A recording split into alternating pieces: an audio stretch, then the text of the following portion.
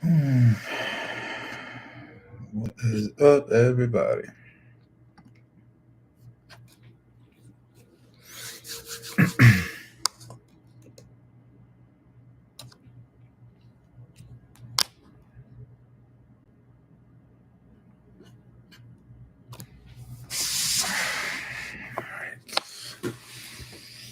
Just get me settled in here. All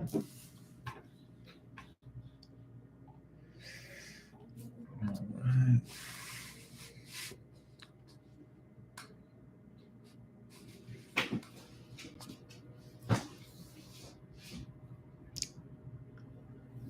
What's going on, guys? Thank you guys for joining me. I know we're usually supposed to do this on Saturdays, but as I said, I am going to vacation this weekend, going on to next Wednesday. So, um, yeah, what a week! What a week! What a week! What a week! It's been one of those crazy weeks with the FOMC, lots of news, lots of economic heartbreak, lots of confusion, lots of everything. I mean, there's just been a lot going on this week. I wasn't really around um, for FOMC, but I did scrape it as I was going on about my day. So it was pretty interesting, honestly. Um, Let me show you guys what happened during FOMC. So, I mean, this is for the people that probably did not trade it or, didn't really play the play just because we weren't there for it. But here it is. So, this was yesterday. So, I speak about the FOMC strategy quite a lot. Um, how can I explain it? So, if we know that rate cuts usually make the market go up, then we know that the stock market is going to hesitate in the beginning. And then, most likely, as soon as the interest rates came out, you know, we know that it was going to shoot up like this. So, it actually did. So, if you can see at 11 a.m., this was the candle that shot up and obviously went crazy, and we were already in calls. Now, the reason why we were already in calls is because we had the bullish pattern. So, this bullish pattern is very important when it comes to knowing where the EMA is and where the SMI is, and almost everything that has to do with this bullish flag. Um, Only because we have to make sure we get a clear jump before we know that this could break down and go down even further. So since we were already in a bull flag, we took calls. I know we took them around here, and at that time it was looking like a rising wedge. I mean, a falling wedge. So I kind of took it around this area around 8:30 a.m. And as you guys know, it kept going down. I told you guys I don't care. I'm gonna take more because I just know that this is gonna fly up, very soon. And then as soon as it went down, I drew this bull flag and then I shared it with you guys. And then sure enough, we had the 212 candle. And as soon as this two candle broke out, we went above the 8 EMA, which is the blue line. If I can kind of zoom in for you guys, this blue line right here is the ADMA that I speak about.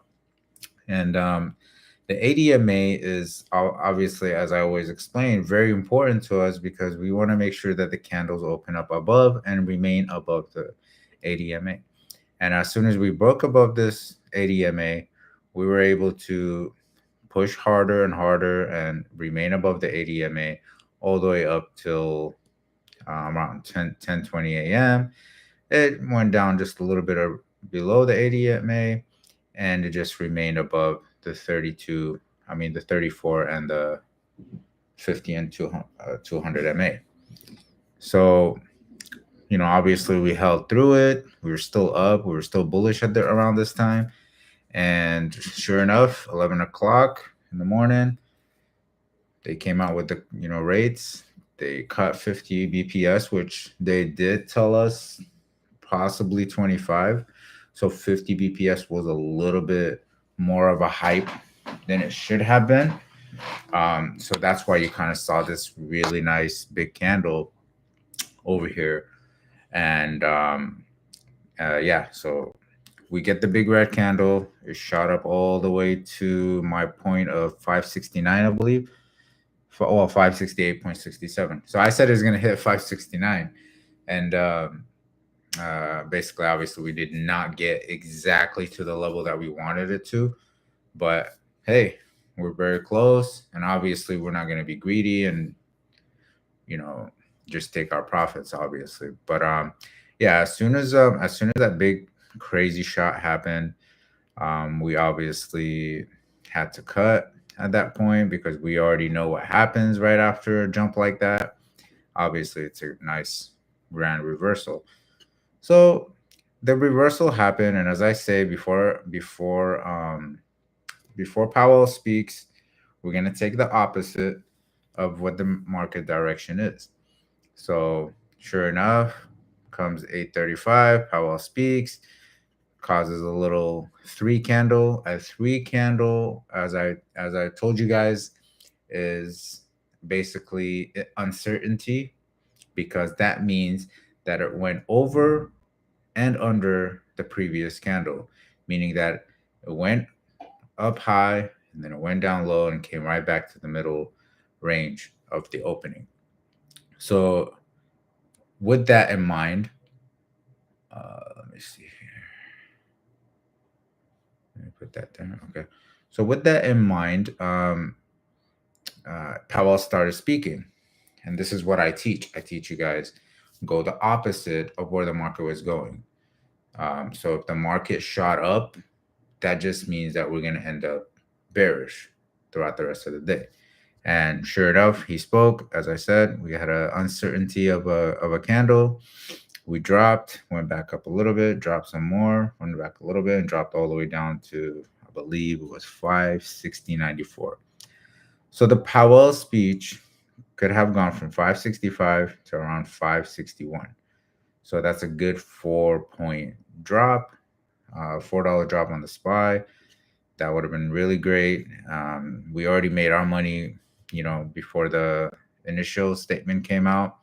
I usually don't like to hold them, but just because I already knew that rate cuts were going to happen, I already knew that it's going to do some crazy jump, and because it made that crazy jump, we were able to lock in a nice 90% play on that. And on the way down, while I was at work, I hit a 71 percenter right when Powell spoke. Now I shared that with people, but obviously I did not share the play with you guys. And that's just because, as I said, I was busy at that time and I couldn't really play the FOMC this time around. But there you have it. This is the FOMC play. So, in general, to play the FOMC, we have to make sure we know what the Fed rates are thinking. So if they're thinking rate cuts or rate hikes, so a rate hike would drop the market, um, a rate cut would make the market go up, just meaning that they feel comfortable enough that inflation is holding steady, basically.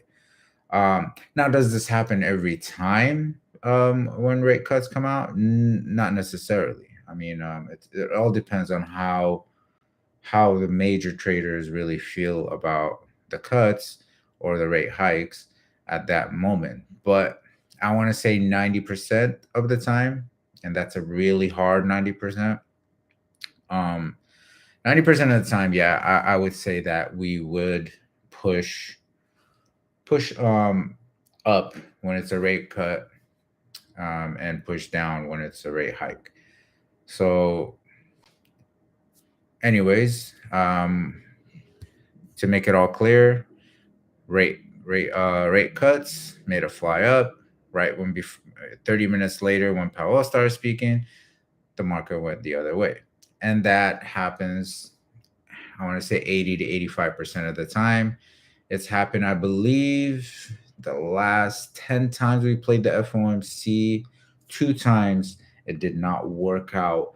Not didn't work out in a way where we took a loss, but it didn't work out in a way where it, it didn't really move much. It was just kind of like moving sideways rather than what we had here, a nice little push up in the market and then a fall back down. So we played with a nice, with the FOMC. We played with a nice levels of, what is that, 561.80 to 568.88, which is a really nice big move for FOMC. And usually that's what it is. It's a nice $8 to $10 movement up and down, which is why you can make so much good potential money playing the FOMC.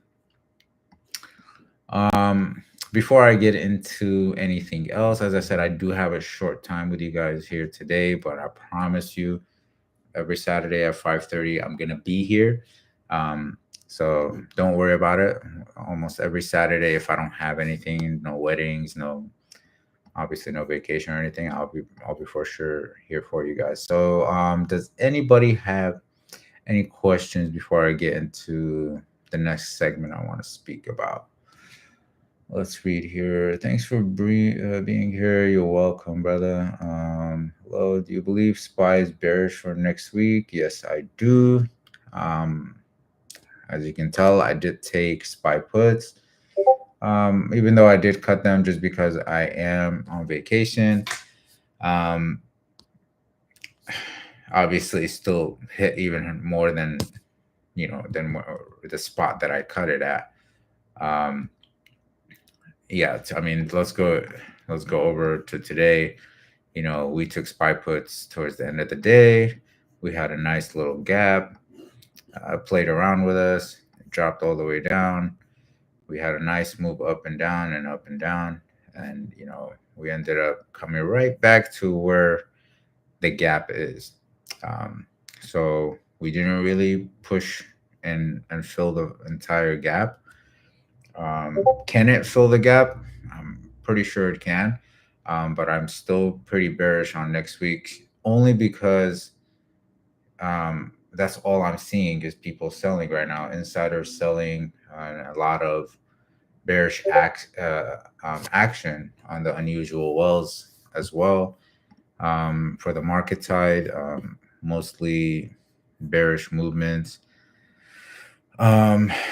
Yeah, I mean, we do have, let's see what we have on the calendar. I didn't really look at next week, only because obviously I said I'm not trading next week. Oh shoot, I went too far.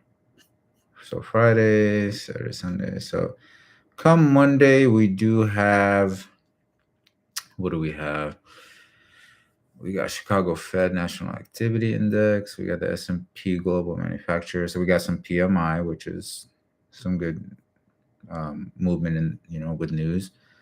We got Fed Kashari speech, Fed Goobsley speech. What else we got? Nothing much on Monday. Tuesday, we do have House Price Index year over year and month over month. We do have the API crude oil 2-year note auction, 42-day bill auction, Richmond Service Revenues Index. So a couple of Fed speeches on Tuesday. Wednesday, we got the NBA mortgage applications. And then we got crude oil imports and refineries. 17-week bill auction, building permits. And then we got Thursday, GDP growth. Oh, okay. So we got some good stuff. We got jobless claims, Fed Collins speech, lots of Fed speaking, Fed Chair Powell speaking again.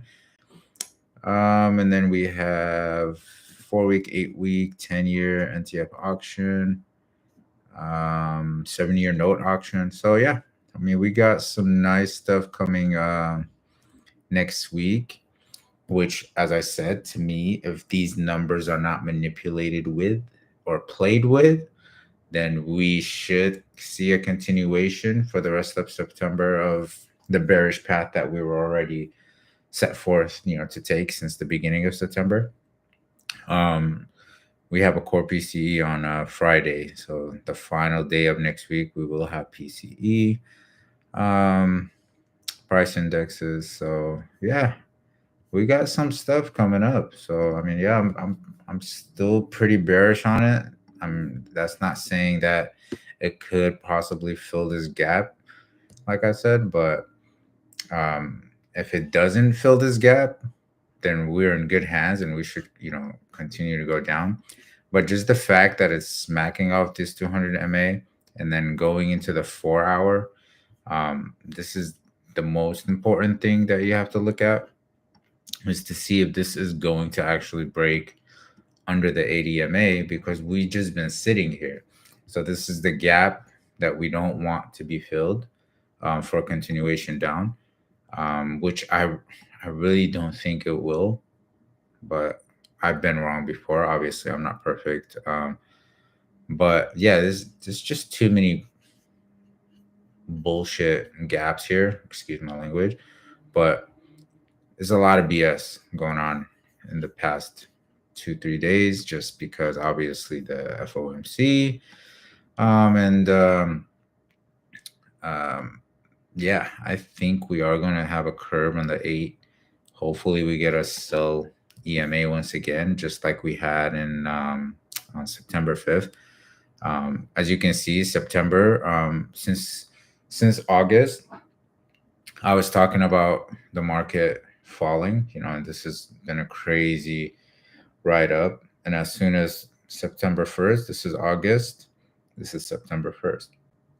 And September 1st all the way to September 5th, we had a nice drop. We hit the 200 MA, and then after that, it's just been crawling right back up. And then we got a buy EMA, and we pushed all the way back up into what is that? The highs of 572.88. Is that? Yeah, 572.88 highs. Um, yeah, so 572.88. That's our highs, and that's because of today, obviously. And then we had a couple of bearish candles, and yeah, so let's see. I mean, it could be very bearish. If it does fill the gap, as I said, then we are going to continue back up. But that's just my thoughts. That's just my opinions, guys. So don't take it to heart. Don't just say, oh, well, that's what he said. But I've been doing this long enough to know what can and cannot happen, obviously. And clearly, these days, I've been telling you guys that there's been a lot of manipulation. And I mean, a lot of manipulation. It's just not even normal. It's just not even normal anymore. The type of manipulation that I've been seeing, over the time of, time of my career, obviously, in stock trading and day trading. And that's since 2006 all the way up to 2010, when technology started changing, and we started to get these cool, nice day trade charts and everything. Things were not the way it was, you know as it was nowadays, where everything is clear for you and everything is here to see, which is a good thing and a bad thing. And the reason why it's a bad thing is because people are seeing our strategies now. I tell people all the time, people come out with strategies all the time, and it can hurt us if too many people get to know it. Which is why I don't share too much of what I know and do not know, just because I don't want anybody else that's big or huge, or big traders, to kind of see like, hey, okay, well, this guy has a big following, and he's telling people, to use the strategy. So as soon as that happens, it starts, you know, tapping it and doing the opposite of what we wanted to do. So there's, there's a lot of manipulation. I'm not saying me. I mean, obviously, I'm not. I'm far beyond. I'm far behind on being somebody who's well known. I'm still brand new to social media, and I'm really not even that big. As big as people think that I am. I am not as big as I am. Just here trying to help people out. I'm very genuine, and I try my best to answer as many questions as I can, and just try to get people to understand the stock market and the options world and the futures world, and just how to read charts, and be able to do this for a living, or for even try to do this. As I just had a couple of one-on-one with a couple of people, I showed them that you literally just need to take two plays a day, and those two plays a day is literally all you need. And then just kind of move on about your day. You can make a nice $200 to $500, a day, and just be happy with it. And people always just don't take that the right way. I want to say, trying to find the right word, but I just can't right now. But they try to sit there and say that $200 is nothing, but really, there's people out here making $20 an hour, in minimum wage, and they make in 5 hours $100, and they bust their ass off every day at work. And for them to come and say that $100 to $200, is sitting behind a desk and being able to day trade is not all that. It just mind is it's mind boggling, to be honest. It just doesn't make sense to me, because you go and spend gas, you go to work, you waste your time at work, day job, 9 to 5, and you make $100 to $200 working 8 hours or plus. I mean, it depends on your job. And minimum wage, and right now across the country is about $16 to $17 an hour. I'm saying 20 because that's literally what people working at McDonald's here are making now, $20 an hour. And for them to some people to say like, oh, I only made $200 today with a $1,200 account. It's like, what else do you want? That's a $1,200 account. You're not here to try to make $1 million in a snap of a finger. You got to be consistent. You got to be able to work hard, and to be able to achieve that consistency on a daily basis. And you don't have to trade every day. As I say, I don't trade Fridays, just for the reasoning of I see too much manipulation in the market on Fridays, and that's my main reason why I don't take plays on Fridays. And that's just because obviously I try to get things done at the end of the week before the weekend starts. So I go and check out my businesses and check out my, um, just run some errands and things like that. And obviously I get to dodge the stock market on a Friday. And I've been doing that for a while now, and I enjoy it. So same with you guys. I have people that don't like Wednesdays, some people that don't like Mondays. So it's all up to you on how you want to trade. But never say that a $2,000 account to make $200 a day, which is like $1,000 a week. So $1,000 a week, that's $4,000 a month. If you're trading 5 days, and if you think that's not enough for a good 2 3 hour trade session every morning, then obviously this is not for you, and you are trying to be a guy who buys a Lamborghini and a mansion, within the next 6 months. And that's not why I'm here. So please do not do not try to take my plays if that's your main goal, because as you all know, I am a scalper, and I like to take scalps, and I'm very, very, very um, easy with my plays, so I don't risk too much. So just remember that um, you're not here to make 100% on each play. You're here to make 20% or more, 20% or more, depending on the position.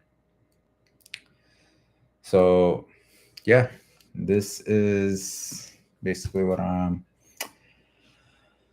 trying to tell people, and I hope that you guys can learn from that. Before shooting up on an announcement, SPY went seeking liquidity to below the day low. It will likely out all stop losses. That was quite a move. Hey, how do you usually set up for your pre-market? And when you send your list, is it an order of favorites to least favorite? So I did send my watch list a while back. So this is my watch list. I don't know if you guys can see it that well. Um, can I move my face or no? No, I don't know. Anyway, I'll move the screen. It's not big deal.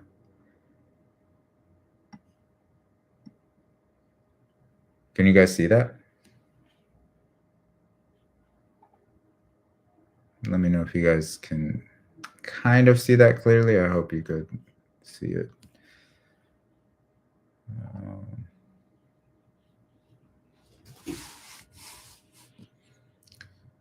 so yeah, so the question is, how do you usually set up for your pre-market, and when you send your list, is it an order of favorite to least favorite? So here's the thing. Basically, every morning, I look at the extended play. So over here, you won't see the extended play right now just because we're out of the market. I look at the extended play, and then I kind of go and see what's the highest moving percentage way. So, I change the percentage, try to see on my entire watch list. And these are watch lists that I like. These are not any kind of watch lists that are just like made up. These are just the stocks that I like to trade myself, and one of the top movers and top plays that move almost every day and almost every month on any given Sunday, basically. So basically, what I do is I look at the percentage. I have my whole watch list. I see my top five here. So it shows that GME is the top mover, CRWD, NKE, SMCI, NCLH, and INTC. So I'm going to go ahead and take these top five plays, and then I'm going to go ahead and analyze them, right? So now I'm going to open them up. I'm going to go ahead and make this a double chart. And then I'm going to put the 5 minute, and then I'm going to put the 4 hour. So at that time, after I take a play, I see it coming up to the opening day, I'm going to go ahead and see the candle. So if I see, let's say this is the opening candle, right? And it's a buy EMA, and it's a 2-2 candle, and then another 2 candle opens up, then I'm going to go ahead and take more calls, because a 2-2 candle up with a buy EMA is just going to make me obviously purchase this and be bullish on it. Which, by the way, I was very bullish on GME today, but as I said, I didn't share any of my plays today just because I was on the go.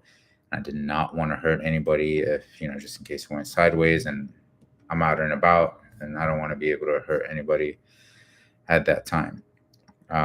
So basically, I would have taken this play, but in general, these would be my top five, and I'd be watching them. So I'd open them up. I have on my computer, obviously, right now I'm using the laptop to talk to you guys.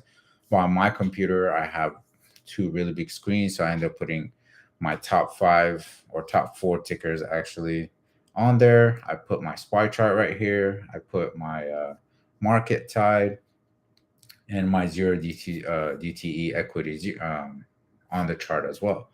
And as soon as I do that, then that's when we get to work and we start watching it. And then as soon as we see a couple of crazy candles, and that's when we go ahead and take action and be able to scalp a play on our top 4 tickers. And throughout the day, these things move up and down, and it goes vice versa. So vice versa, if you change this percentage and you reverse it, these would be the top players that are going to drop. So as you can see here. So if this opened up, we would have been able to take a nice 261 to 253 play, which is a huge movement. As you can see, we had a sell EMA as well. So these are what I look at: my change percentage, what has the most volume, obviously, which one is moving, which has the most news. And what's cool now about TradingView is, before I used to have to, go and do a whole bunch of different things. What's cool now on TradingView is, if you're opening, let's say Nike, you're going to be able to see some news. You're going to be able to see the earnings here. Um, let me see if you guys can see this. Let me move it. I don't know how to move my screen. Anyways, I'll learn that. As I said, I'm new here on YouTube, so give me time. But yeah, as you can see, it's giving you, the dividends percentage, and it's also giving you the income statements, all around its performance, and then it's giving you the, if it's a buy right now, it's a neutral, it's a sell, strong buy. It's giving you analyst ratings, which obviously we don't take into these too heavily, because obviously, these things are very, very delayed, and they're delayed for a reason. So you don't want to look into these too far, just because it's really, really old, not to the minute data. I guess that's the best way to explain it. But what's cool is, obviously we get all of these information through TradingView now, so that we don't really have to move out too much out of TradingView, and able to find out any news, or any certain indicators, or any kind of earnings. It's all here. It's all there for us, which is really cool, of TradingView. And TradingView has grown substantially. I mean, I'm talking about, I remember it was just a couple of things you can do on TradingView, and that's about it. I mean, it's grown to a really, really beautiful platform. And it's by far my favorite one. I used to use TrendSpider for a while because it had a lot of nice features, and then TradingView caught up as well. But yeah, that's how I find my plays every morning. So that's how I create my watch list. So just so you guys know, how do I create my watch list? There you go. That's how I create it. Moving on. This guy got mad when I gave him criticism. That's cool, brother.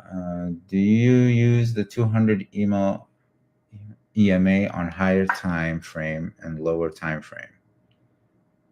Yes. I mean, the 200 EMA is the 200 MA is going to be there regardless. As you can see here, this is the 4 hour, and this is the 5 minute. So in the 5 minute, the 200 MA is in the bottom.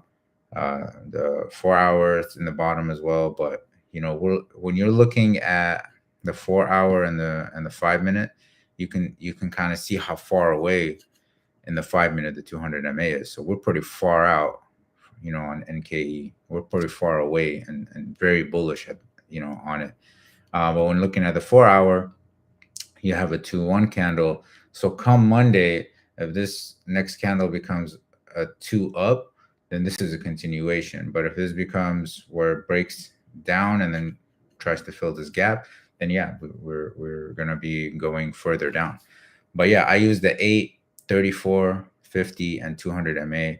And my main two crossings that I look for is the 8 and the 34 to cross, and the 50 and the 200 to cross. Now, when the 50 and 200 cross, depends on which way. Obviously, they cross, but that's when a golden cross occurs, and when a death cross occurs. And a death cross just means down, and a golden cross means obviously up.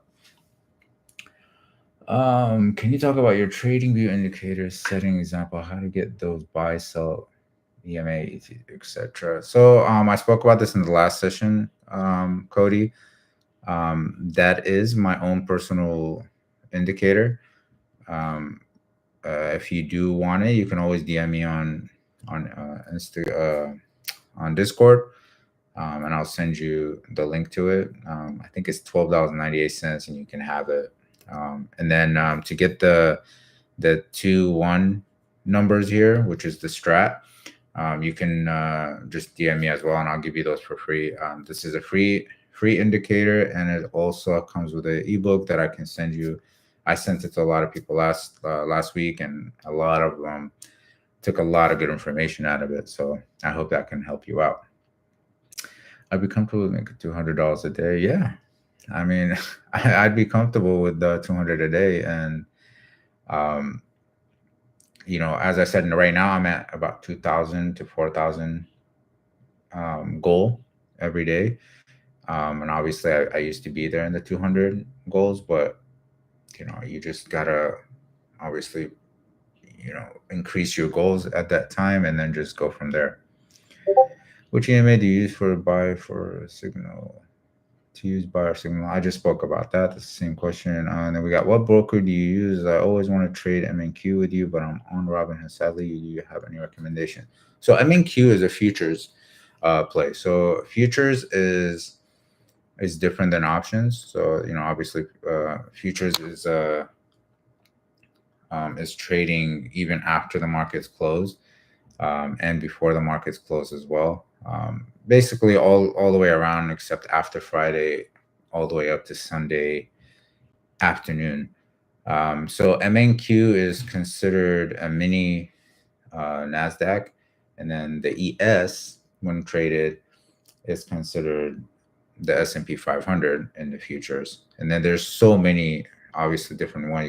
You can do gold, you can do different sectors in the markets, different ETFs, and futures is what I use Tradeovate with. So Tradeovate is an app that I use. And what's cool about Tradeovate is that you can trade a contract for $2 a piece with only having $50 in your account. So if somebody's trying to try out futures for, like, with a $200 account, you can take about two cons, long or short or whatever you like, and have no problem with entering. But with what I realized with Webull and other platforms that have just started doing futures, you have to have the actual amount of the stock to be able to play. So meaning that if you're trading something that's 2,000, you got to have at least $2,000 per contract in your account before going in. Not meaning that you're going to actually put $2,000 in, because each contract on NQ is about $20. So it's a little bit different. And with the mini is about $2 profit. So it's not really something that I can explain fully here, because futures is just a whole nother ball game.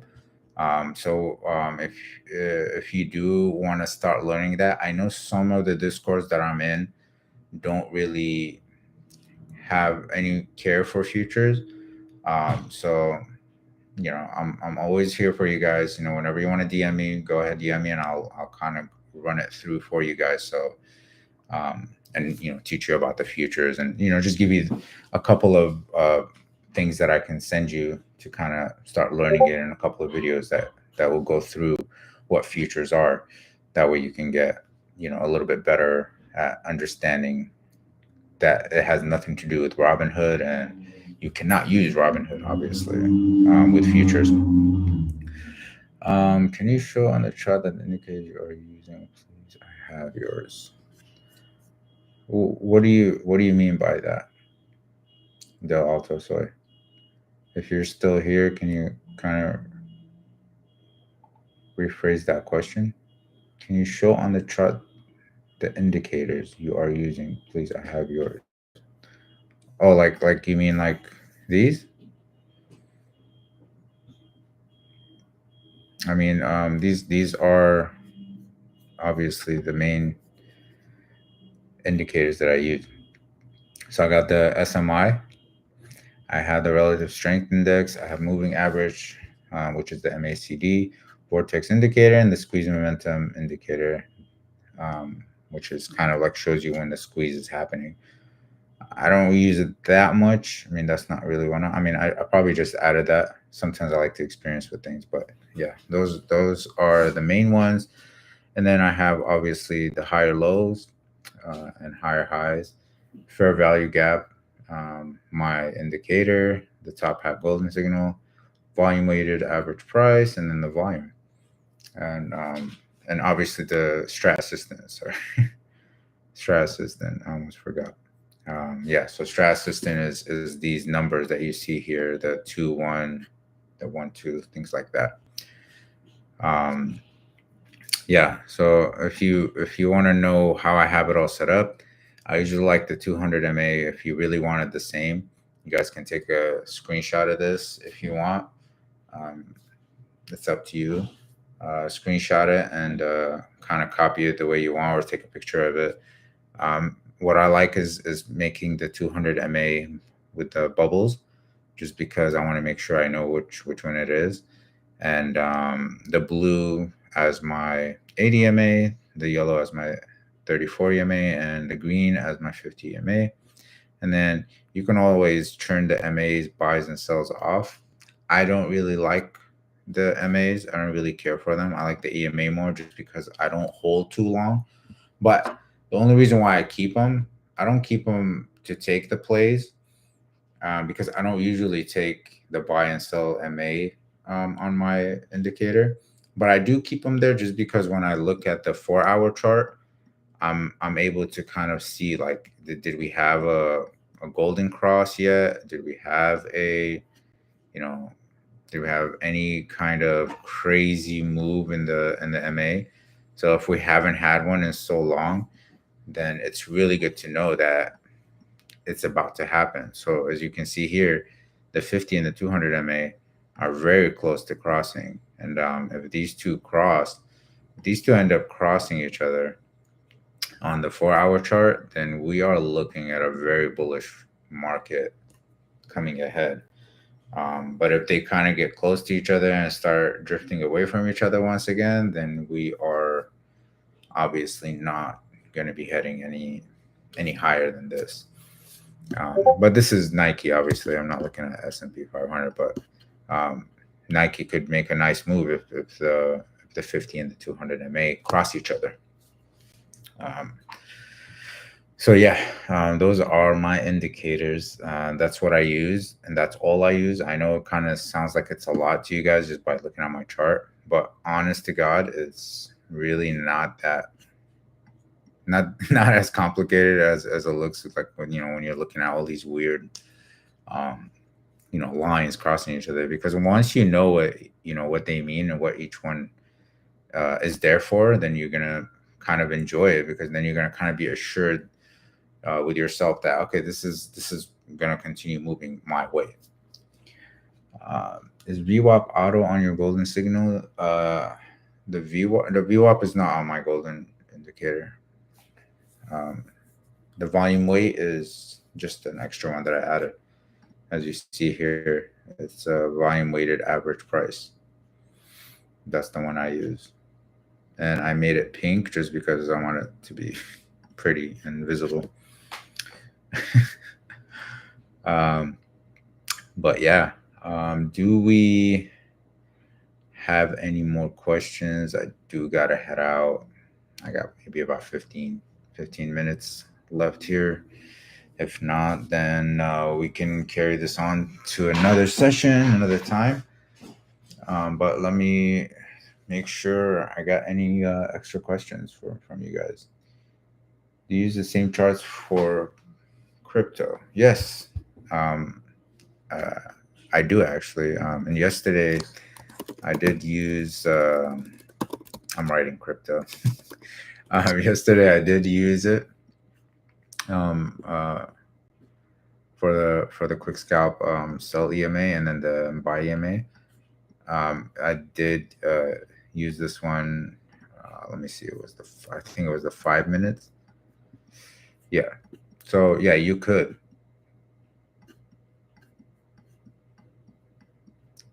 use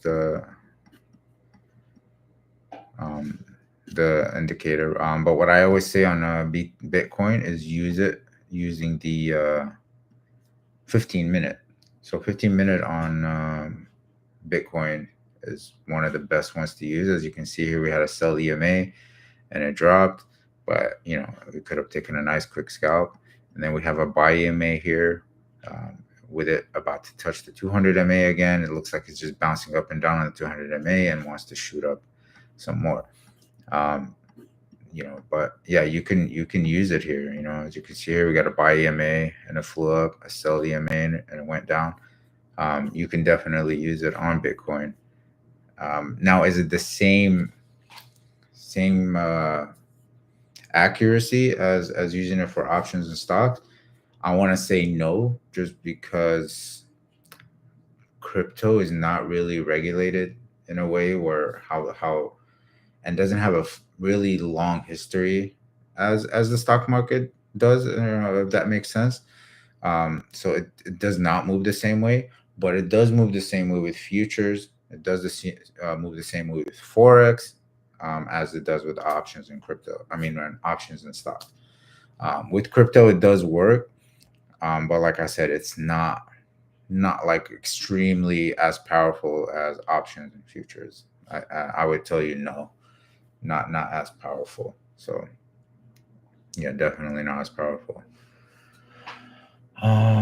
Three up. You missed my question. One, two, three. When I receive your just oh, when I receive your trades on Discord, there are always a few minutes behind. I get you recommendations. The Z Trade Discord. Which Discord should I use to get them quicker? Um, I'm in over 40 Discords. So like as I said, I don't like to talk about Discords here, just because obviously I work for many of them, and I'm not here to just to say which Discord you should use or whatnot. But the only reason why you would think a play is delayed is just because it might have already started moving before I was able to type it up. You got to understand, which I kind of try to teach a lot of people, and some of them obviously understand it and then obviously start learning from it, but some of them take it to heart and think like it's BS, like, oh, it's already moving, you know before we even got to see your play. So you got to understand one thing: as soon as I'm entering a play, you got to understand that I've been watching it for a while. I'm not just taking a play just because I feel like it. So you got to know that I've been watching it for a while. I've been waiting for like a perfect entry, for that perfect zone, just to make sure that, hey, I'm 100% about where this play is gonna go. Right now, when I'm trying to alert a play, you gotta understand that first of all, I'm going and finding the options, the strike price, the date, whatever it is. Then I'm purchasing, and then finding out how much you know it bought it for me for. Then I'm going back to Discord, typing it up, um, the way that I have to enter it to make it very professional, and then adding the price targets, which I'm finding as I'm looking, and the stop losses, which I'm finding as I'm looking, which is most of the time why I don't even add the uh, price targets or the stop losses. So by that time, you got to understand, by that time I type it up and then send it, and then now you have Discord, which takes I want to say a few seconds as well to kind of generate it, and then tell me, are you sure you want to send this to all of these Discords? And then I press the check mark, and then that's when it starts doing its thing, and it starts telling me how many Discords they're already sent to and everything. So you got to understand that whole process alone is a good 1 to 2 minutes. So when you tell me that by the time you look at it, it's about 2 minutes to 3 minutes off, because by the time you get it 2 minutes later, and it's already moving the way that I want it to, and then you're going to have to go look for it, and then by the time you find it, obviously the strike prices, or the contract prices are going to be way off. Now, sometimes I get into a play and it drops, and then people are like, "Oh, cool. He said, $30 a contract, but it's at $25 a contract. Cool. Let me get it now." So it goes either way. So sometimes it goes to your benefit. I had a play once where I got for $130 a contract, and as soon as I posted it, it started going down. So by the time people looked at it, it was already at $1. So it was $30 down for me already, but they got in at $1, and then it started moving the other way, and now everybody else has a better contract than than even myself. So um, sometimes it's to your benefit, and as I tell people, if you miss it by a lot, then just leave it alone. And but if you see me banging my head down and saying that, okay, hey, I think this is gonna, I think this should, like, continue to move the way that I anticipated, and then yeah, go ahead and get into it a little bit more expensive than me. It's not a big deal. Set your stop losses. Your stop loss might be a little bit higher than mine, and that's perfectly fine. It's your portfolio at the end of the day. Just understand, you're not here to mimic me. You're not here to copy me. You're not here to move exactly the way that I'm moving. Because not everybody's going to take 40 contracts at a time or 30 contracts at a time. Most of the people that I speak to are taking one, two, three, to the most about 5 contracts on average. So you got to understand that your percentage of 20% might be nothing to you, but to me, 20% on 40 contracts is huge. It's a huge profit. So for me to close it, is okay with me. But then some people are like, well, it's only up 15% right now. I think I'm going to hold it, even though Mr. Top Hat closed it. I'm going to hold it. And then when it goes the other way, they end up losing on the plays. So it's kind of all risk management at the end of the day. So don't think about it too much, but at the same time, you don't want to be getting uh, into a play blindly. So if you're learning from me, and then you kind of start seeing that, hey, you know what, now I kind of see why he took this play, then yeah, go for it. But if you're just going into it blindly and just like, oh well, it's already up $10, screw it, I'm gonna go in with him, he's screaming to the top of his lungs, he's obviously you know thinking that this is going to continue up, then that to me is wrong. Now, can it happen? Yeah, obviously it can, and it's happened a million times. But that's just the that's just the way it is. I mean, I can't really you know enter a play, find a play, enter a play, type it up, send it to you guys all within 20 seconds. I wish I was that quick. I try to be as quick as I am, but um, yeah, I mean, I get that.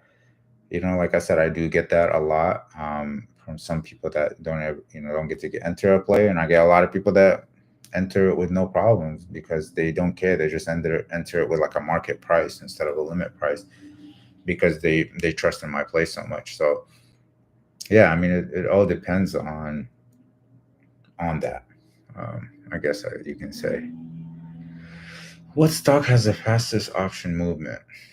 Um, I want to say Tesla. Yeah, I want to say Tesla, um, Google, Apple, sometimes Microsoft. But yeah, I think Tesla has the most volatility, which is why their contracts are so expensive. Um, Facebook, um, what else? Well, some of you know Facebook as Meta now. Yeah, those are pretty good big movers, and obviously the S&P 500 and you know things like that. But those to me are the best. I'm pretty sure you guys have some of your own as well that you play, but those are my like top movers. That move the fastest. Obviously, they can literally like flush you out or and make you big money instantly. Where do you usually keep your stop loss at? So my stop loss is usually 30% on average. On a day trade, my stop loss is about 50%. Just because I know they can flush us out at any given moment. And by flushing out, I mean, when you're like moving up and then all of a sudden you see a candle like this,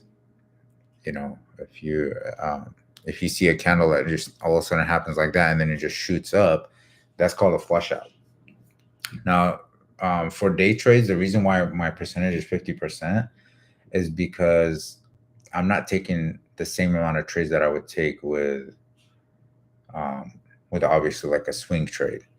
With the swing trade, I try to take a little bit more than I usually would with a day trade.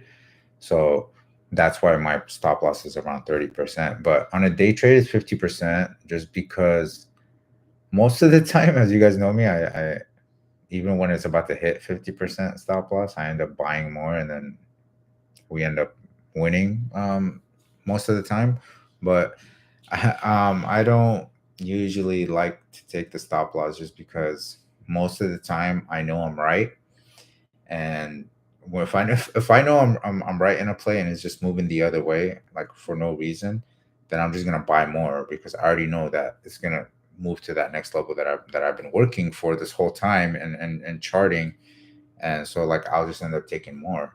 And like I said, most of the time you end up winning it, but when it's manipulated or something happens that's not in my control, like either whether it's news or something crazy, some kind of war happened during that time, or some crazy news came out about the stock that we're playing and I didn't even know about it, then that's probably the only time that it'll basically not go our way. But most of the time, when we're taking patterns and watching the market and understanding that it's bouncing off the 80 EMA or the 34 EMA, and we know that the SMI, is very, overbought, then we're not gonna freak out. We're gonna know that, hey, no, this is still gonna go our way at the end of the day. I don't care that it's making people look, think that it's bearish right now. No, it's still bullish to me, and vice versa. Obviously, if we're taking puts, I continue to be bearish. But 90% of the time, I want to say is that bulls win. So if you're in a bullish play, you feel a little bit more confident than when you're in puts. Just like today. I mean, for instance, it gapped down. Yeah, it didn't fill the gap, but it didn't continue to keep going down. I mean, it went down pretty well, but it didn't continue to go down. But vice versa, when it's bullish, most of the time when it goes up, you know, goes down a little bit, retests a little bit, and moves sideways, it pushes up to a whole another like $2-3, moves sideways, and then pushes another $2. I mean, it's very possible for a bullish play to become more successful than puts, just because the reason behind it is we most of the time we're bullish. People are buying dips. Most of the time people are buying dips. So people are not buying shorts, more than when they're buying the dip. And buying the dip is, the people, typical people like us, the typical investor that's, heavily invested, let's say, into Tesla, and they're like, oh, okay, well, Tesla is down like $30 today. This is cool. Like, I'm getting a discount. So they end up buying it. Um, so yeah, bullish trends tend to do a lot better than a bearish trend, which you'll see most of the time. I'm taking calls more than puts, but if I see a clear put opportunity, obviously I'm hopping on it, and I'm taking those profits. I'm not holding it too long. I'm gonna end up taking my profits and running away with it. Can you update your watch list with those are bullish or bearish, please, so we have an idea what you're thinking with those watch lists? Yeah, I mean, I actually had a couple of people ask me the same thing. It could possibly be you too, who messaged me, but I had about like 5 people message me in the past week about the watch list. So um, I did that today, where I said which ones I'm bullish on and which ones I'm bearish on. That way, you guys kind of know, like, what I'm thinking. Before, it was always bullish. My watch list is always bullish. I'm not giving you guys plays that are gonna fall, obviously. But yeah, I mean, if people like to know which way these stocks are possibly moving, then yeah, no problem. I can definitely do it. I'll start adding the bullish movements and the bearish movements. Which stocks I think are gonna fall, which stocks I think are gonna climb up. 50%. Wow, yeah, 50%. You gotta understand, I'm a veteran here, so I've been doing this for a long time, so I kind of know why 50%, sometimes 60% stop loss is very important. Um, yeah. You took trades based on which indicator? So my main thing is the SMI, which is, as I showed you guys right here. This is the SMI. I also look for the EMA crossing, which is when the 8, the blue line, and the yellow When the blue line crosses above the yellow line, this is considered a buy, and vice versa. When the blue crosses under the yellow line, then that means we're bearish. Um, if you look at the 4-hour chart, like I said, here it is. This is the 8 and the 34 crossing. It's a sell EMA. This is when it drops, and then it recrossed again here. This is when we go long on it. That's my favorite play on a day trade and on a weekly swing trade as well. Um, it's literally my favorite thing to look at, just because it works like a charm. I mean, if I scroll back here, you'll see how many times. Here you go, buy EMA, boom. Um, Let me scroll back some more. Sell EMA, boom. Um, we go back more, buy EMA. Here we go, another boom. Um, sometimes you get a double cross here, and that's just because you gotta also look at when if you get a buy EMA, which is why I tell you guys I love the SMI. So we got a buy EMA, so it's a small crossing of the 8 and the 34, but the SMI is very high. And as you can see here, the SMI is high too. But if the SMI is really high and it's telling me that a buy EMA happened, a buy EMA just means the 8 and the 34 cross each other. But we're not going to go and jump on it. We're going to make sure we look at the MACD, the vortex. We're going to look at the, obviously the SMI, and kind of look at the volume. It's telling me that it's a cross, but it's not much volume. And then, the next two bars in the volume showed a lot of sell-offs. So, sometimes it's not going to happen the way you want it, but most of the time, like I said, this is why indicators are never 100%. Most of the time, they're about 50 to 60% good and true, but my indicator is about a nice 80% plus right now. It's at 85%, but this is what the indicator provides for you. Do you plan on doing live trading? I do live trading, but I only do it through my Discord. I might think about going on YouTube, just because I want to be able to get everybody from all Discords to kind of get in there. The only reason why I do it on my own Discord right now is just because that's just the way I started first. I was never into this many Discords before, but now I kind of respect all the Discords that I'm in, and I want to be able to give them everything that I have, and be able to still be in all of these Discords, just strictly being Mr. Top Hat, being able to help as many people as I can.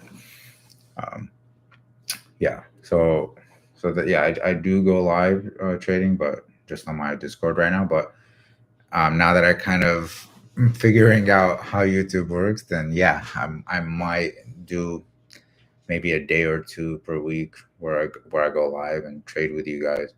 It would be fun, obviously. I'm looking forward to be able to do that with all of you guys here on YouTube. When you first started trading, did you have different profit taking percentages as you do now? So to be truthfully honest, I mean, I've blown over 3 to 4 accounts. I want to say they're major accounts, like 30 to 50,000. So I've blown them out, and every time I blew it out, it was just a learning process. So yes, my if your question is, have my percentage taken changed? Yes, because in the beginning I was just trying to find bangers. Like I want 50%, I want 100%, I want 1,000% play. And that's what people were seeing in 2020, and it was very easy to come across it, just because in 2020 everything was so bullish after that big recession that we got into, or whatever you want to call it. But ever since that happened, people were able to hit big time like plays. So my profit taking changed, my stop loss changed, and the reason why my stop loss changed, because my stop loss used to be 10% to 20%, and like as I told you, now I've changed it to 30% on swings and 50% to 60% even on day trades. and I learned to average down, which I don't really recommend on too much, um, too many times. Like you don't want to be like, oh, I'm gonna average down, and then it goes down more. Oh, I'm gonna average down, and it goes down more. No, you want to wait to average down, which is why I tell you guys, okay, like around this level, we're gonna average down. And I did that with SPY yesterday, and I said, hey guys, once it gets to this level, and I kind of showed you guys an area, we're gonna buy it, and it hit it. Right when it hit it, it was at I think $55 a contract. I got in, and after that, it was history. We ended up hitting, I think, what, 400, $500 a contract. I don't remember exactly, but it was pretty good. Felt good to take these plays. Um, Thank you for this information. I understand some of your thoughts and analysis when you are sending signals. Yeah, I mean, it's very important to know where the trader that you follow and what he's looking at. Um, which is why I like doing these lives now, just because um, it kind of shows you guys what I'm doing, how I'm finding these plays, and so now when you guys are like seeing these plays, like um, let's say you guys sit there and you're like, okay, um, Mr. Top Hat just told us to get puts here, and then you open your 5 minute Nike um, chart, and you're like, oh, well, there's a sell EMA, the AN34 is crossing. Um, that's why he took it. Oh, and then we had a vortex cross here where the blue and the red crossed, and the red pushed up. That means it's bearish. So now you're gonna start understanding, and you're not gonna like fall out of trust on the play. If you kind of understand. So when you get into the play, you're gonna kind of be like, oh no, this thing is still under the ADMA. We're still good. It's gonna drop. This is looking good. And now I kind of see why Mr. Top Hat got into this play. So then you're gonna be able to get in and out of a play to your desired percentage and to your desired profit, just because you kind of understand it more now, right? um it just to me it just helps a lot, and I'm glad that you kind of brought that up, um because that's just something that's very important for you guys to know what a chart is doing, for you guys to know what this stock is. So if you don't even know what NKE is, then don't trade it. Like, don't just trade it because some analyst you're watching is saying buy calls. That's not how it works. Okay, so yeah, that's a very I'm really glad you brought that up. I appreciate that. um what would you tell your younger self if you were starting all over again? If I was telling my younger self I was starting all over again, I would tell him to not give up this time, because I did give up. I gave up once, and um, I gave up on two things. I gave up on my music career, and then I also gave up on obviously trading for a full year. And I was just like, screw this, whatever. That's when I blew my first account, and I blew three accounts after that, mind you, three accounts after that, and I was still like, no, I'm getting there. I'm understanding it.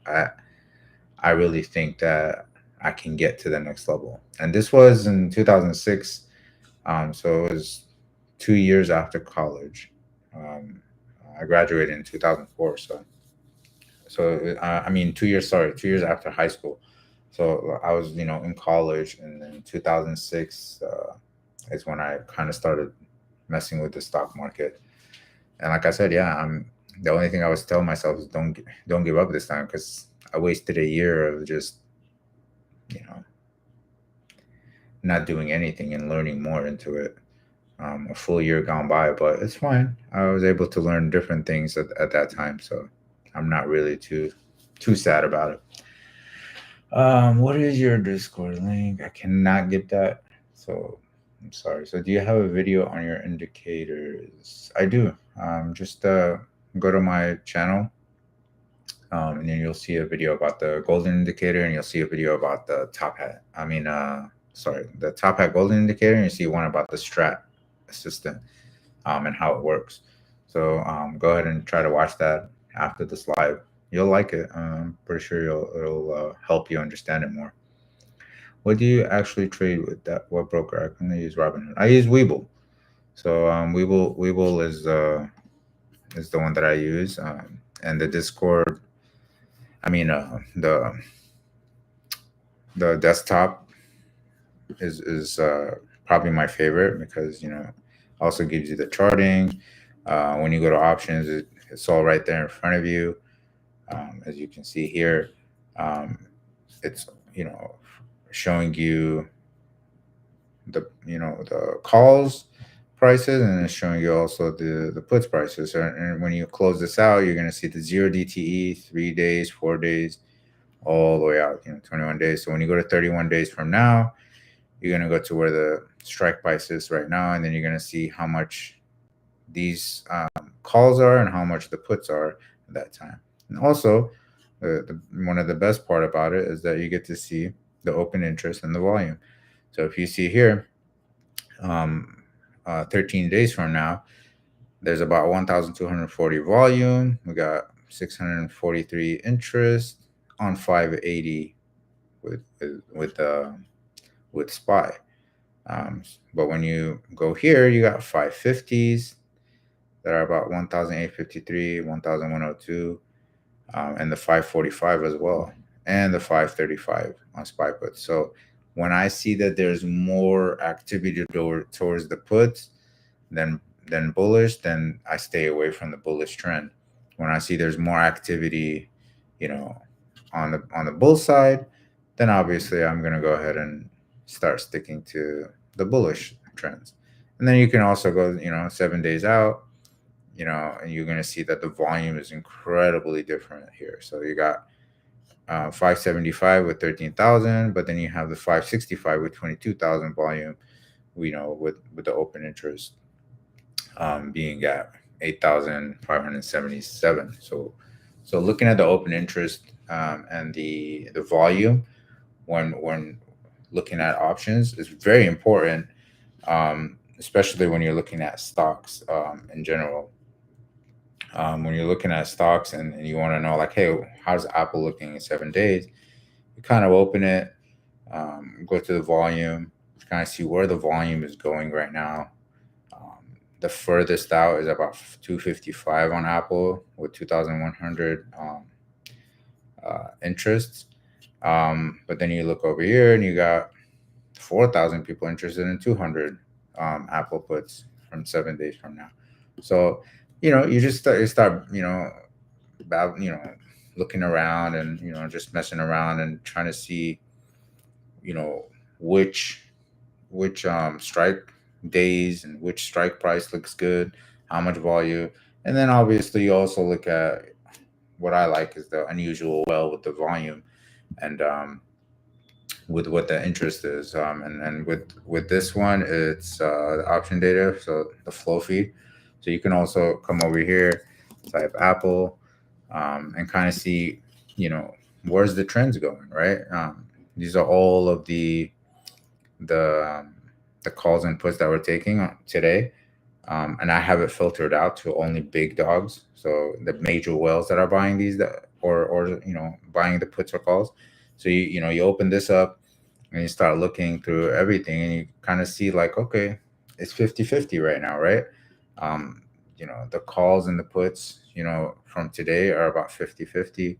And then you look at yesterday and it was still about 50-50. So there's nothing like where it's like all reds. But the most important thing that you want to look at the end of the day for a stock that you're trying to swing is you want to look at the last three, which is like right before 1 o'clock hit, before the market closed, 1 o'clock Pacific time. Obviously, to you guys it's 4 o'clock in the East Coast, but the last three plays on Apple were all puts, right? So it kind of makes you think like, okay, the last three plays, at the end were all puts, you know, 37,000 volume, 18,000, 17,000 volume. So all of these people are buying puts, and look at the open interest, 18,000, 18,000. So it's, now it kind of makes you want to go open that up, go take a look at it, and maybe get into those plays, right? So there's a lot of things to it. I can go on and on, man. I mean, it's the market is a beautiful thing, and people don't appreciate analysts like us, I think, as much as they should.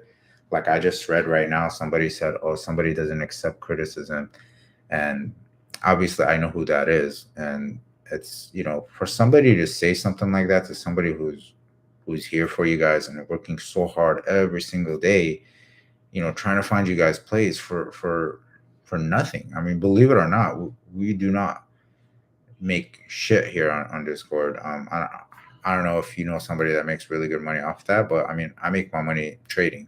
I mean, it's not through Discord. I'm trying to build a name. I really hope one day down the line, you know, I've already had so many people that are already, you know, made good 500,000 to in the millions now, from where they were before. And I want to be able to build more people like that. I want to be able to, more people to share stories about me and kind of say that, okay, hey man, this guy taught me a lot, and he's worked so hard for the people. And I guess that's my main thing that I want from people. And so when somebody comes at me sideways, it just it hurts. I mean, I really hope that person that wrote that earlier that I read, I really hope that he understands that I was hurt more than being mad. Just because everything that I do, every single day, I mean, I'm showing you guys right now how many things there is to look at, and to be able to find you guys a really solid play. So when somebody sits there and tells me, "Oh, every time you post a play, you need to give us like a 10-minute heads up," and it's like, I can't give you guys a 10 minutes heads up. I try sometimes. I mean, sometimes I tell you guys, "Hey, there's something I'm cooking up," right? But when I find something, I'm trying to get you guys in there, right? I don't want to sit there and wait. You know what I mean? But in every, I guess, in every sector or in every thing that you ever do, there's always going to be the people that hate more than show love, I guess. And it's okay. I mean, it does. It's like I said, it doesn't affect me, but it does hurt. It does hurt me because, especially this person that's saying that right now, it's just, I've been there for them. How many DMs and how many messages and how many questions that they ask. It's just I've been there for them. So for them to say something like that, um, it just sucks. But it is what it is. You're gonna get those people. I mean, the greatest of greatest influencers out there and the greatest of people out there always have a lot of hate, towards them. So it's whatever. I'm not gonna let it get to me. Um, why not trade with TradingView when you chart with TradingView? I do it with stocks. I just don't know. I haven't really looked at if it does options. So I mostly trade options. So I don't know. Um, I tried, using. I mean, I use it for futures. I use it for taking stocks. It works like a charm. But I never got it for the life of me to work with options. I don't see anything that lets you do options. So maybe I gotta look into it. But if it does, that'd be cool, obviously. But then you're gonna kind of lose the benefits of using Weeble, because if you look at Weeble, like I said, there's so much cool stuff to look at, and so much that you can do. You know what I mean? So I guess it's 50-50. Can it be good? Maybe, but then I'm gonna still have to open this up, kind of see like where the options are. See which strike prices I want to take. So yeah, I guess that would be the only reason why I wouldn't use Weeble for. I mean, Trading View for taking options. Listen, bro, don't give the haters attention. I know, bro. I know. Trust me. Thank you, guys, and I appreciate it too. Do you have to pay for monthly subscription for TradingView to be able to add all these triggers? Yes. So I believe TradingView only allows one or two indicators, so you do have to upgrade to, I guess, Pro or whatever it is. I have the top one just because I do a lot of training, so I like to show people as many indicators at a time without having to worry about, you know, lockage or how many indicators I can put on my screen at a time. When you first started training, did you have where was I? After how many years started? Okay. After how many years you started to making positive money? From 2006 to 2009, I was decent, I want to say. And then after that, I've just been consistent, and that's all because I finally learned risk management, and I wasn't doing stupid things. And if I'm up on the day, I leave the stock market alone. If the stock market looks like it's volatile and moving up and down like 50 times, then I'm out. I'm like, okay, you know what? Screw this. If I took an L and then the next play I take is another L, I'm done. I'm not gonna go on revenge trade, and that's what I used to do when I lost so much. When I first started, and I know a lot of people here obviously do the same thing. They sit there and they take all of these like trades after they lose because they want to make their money back. Oh, I'm down 500 today. Let me go and kick some ass, and let me try to go and make it back. And that to me is revenge trading, and you never want to do that. And I learned that. And trust me, the next day you come all calm, you make yourself a cup of coffee, you start doing a watch list, you're more relaxed. And then you're like, boom, that $500 loss from yesterday is now $1,000 up, $2,000 up. You make a couple of good plays, have a good day. And that's what makes me um, very confident in myself. I don't, before I used to be like, oh my God, I'm down like 5,000 in the last 2 days, and I just want to cry, and I just want to kill myself. And, whenever you think that way, you just got to sit back and be like, hey, look, there's going to be another day. Screw today. Today was a bad day. And you guys see me do that. I mean, there's so many times where I tell you guys, I'm sorry. Like, it's not my day.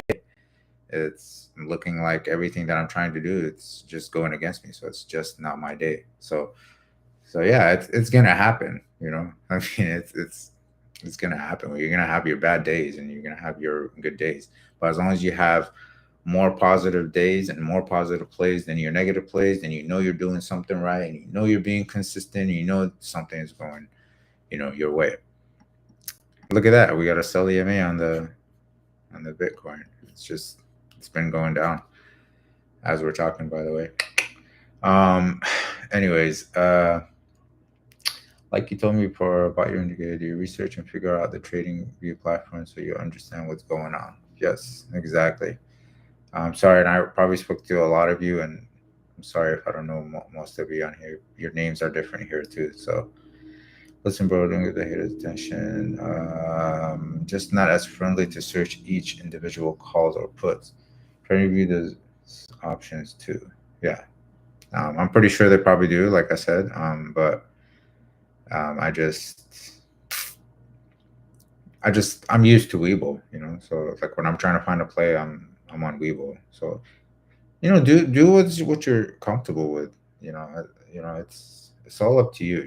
It's if you feel like you're more comfortable using this platform, or you're more comfortable with taking a play this way or that way, then go for it. I mean, I'm just here to tell you guys what I know and what I do and how I play my things, and what I search for. So, it's always, good for you guys to know. But that's pretty cool. I didn't know they do that actually. I mean, I might take a look at it. Maybe it will help me make faster plays, be able to get it out to you guys faster. People are miserable. Don't let them win. Appreciate you. I know. Thank you, man. I appreciate that. Forget the haters. I'm so grateful for what you do for us. Thank you, brother. You do one-on-ones? I do actually. Just hit me up. Uh, I do one-on-ones. I am booked till like the end of October now, right now.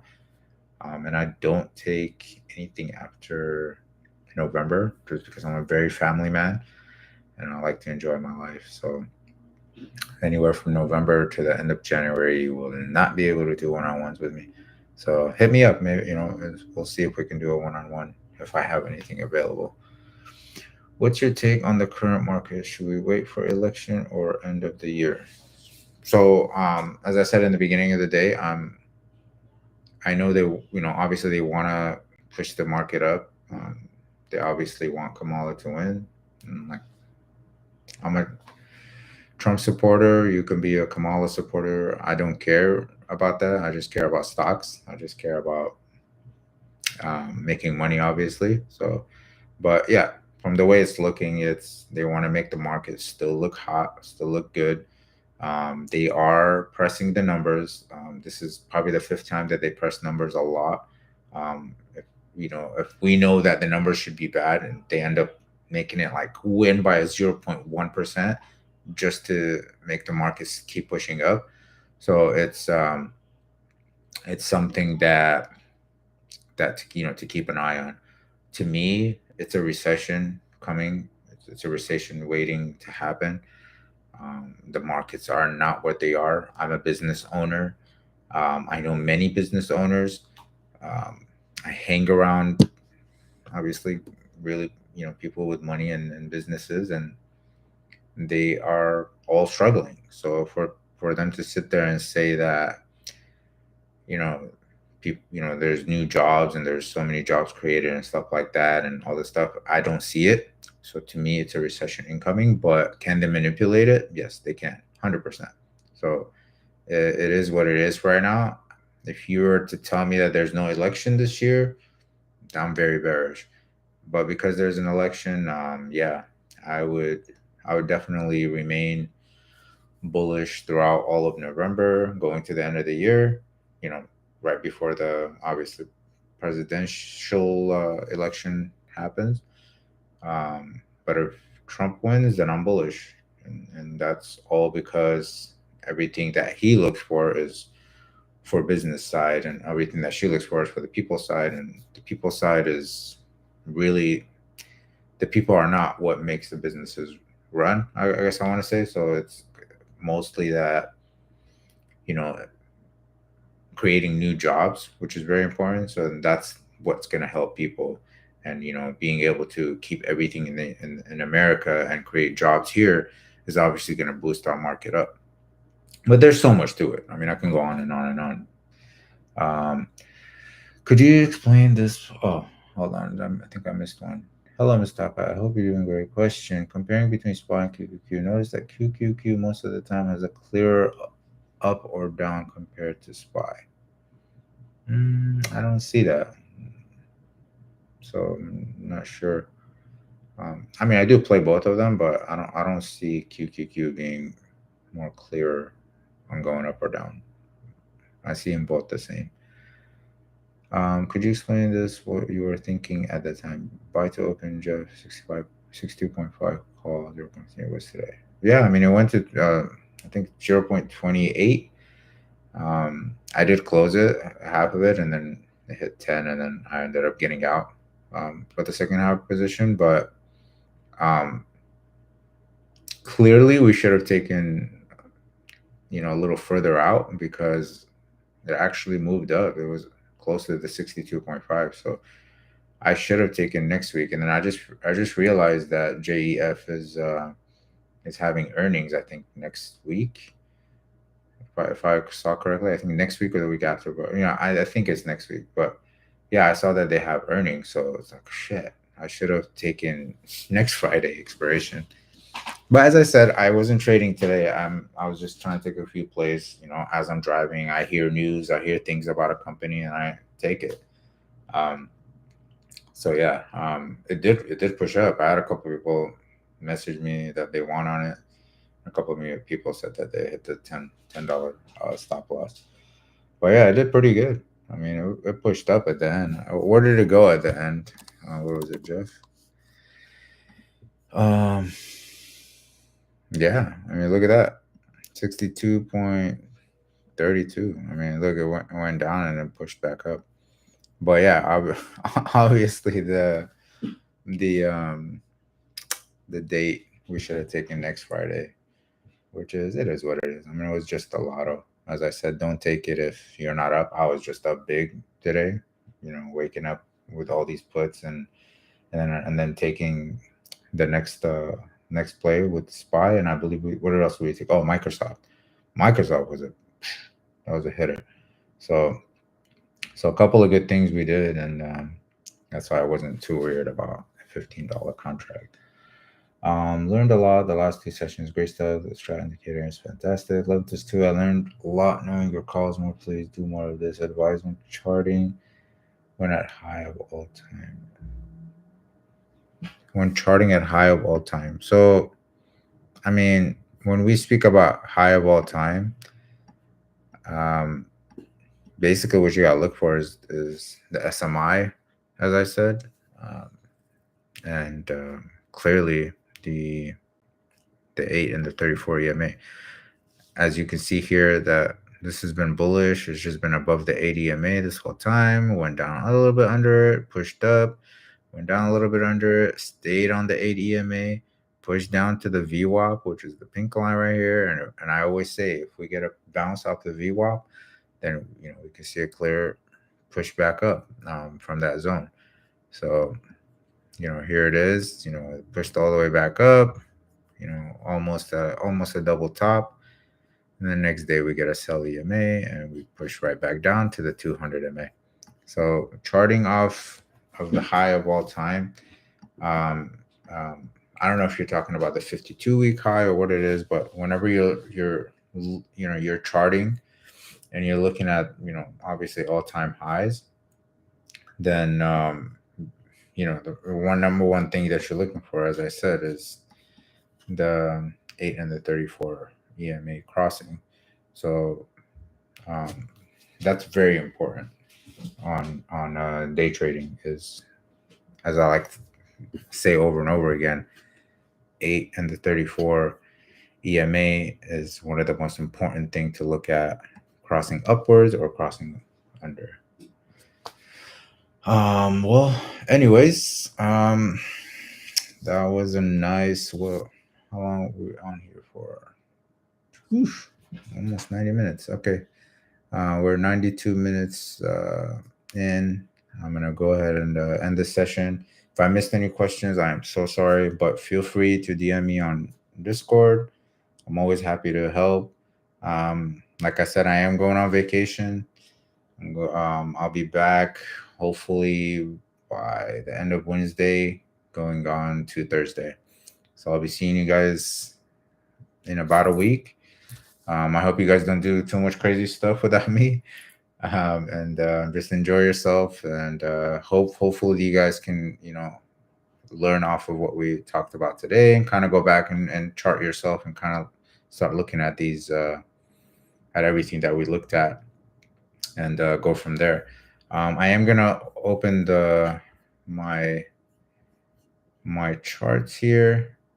If you guys want to screenshot that before I close it, just so maybe you guys can, take a look at the indicators that I'm using and try to use the same thing. All right. Well, I think that's all for today. I appreciate you guys for coming. As I said, I'm going to try to do these every Saturday. Please subscribe and press the notification, whenever you'll see my my lives coming up. Just click notify me. That way you guys can get notified, and we'll go from there. Appreciate you guys. Thank you so much for joining me. Love you guys, and you guys have a blessed rest of your day.